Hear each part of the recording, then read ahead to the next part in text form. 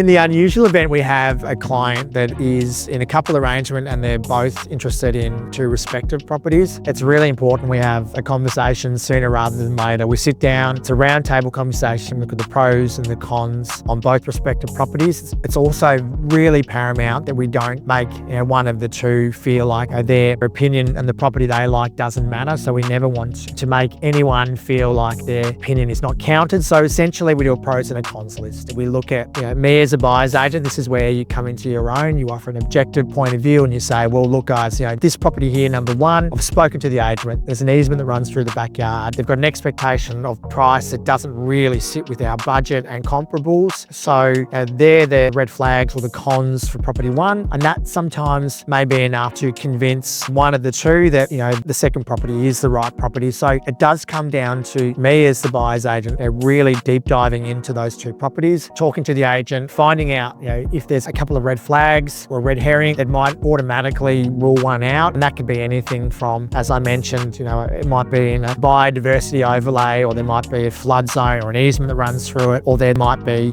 some issues, subfloor needs to be re-stumped after a building impairs. So that can quickly rule out a property. So it's important we do that pros and cons list, have a roundtable conversation, and then get on the front foot, talk to the agent, and essentially find which is the better of the two properties, which has the best expectation on price and what best fits with our budget as well. So it can be quite tense, doesn't happen to us very often. And again, this comes down to that strategic meeting prior, making sure that everyone's on the same page, everyone fills out our questionnaire, they do it collectively and collaboratively. So it's not one of them doing it and the other not being privy to it. That's also really important that we get that process right from the get-go. So down the line, we don't fall into a scenario where they're both liking different properties. Ideally, they both fall in love with the one property, but it does happen. And that is where a buyer's agent comes into their own.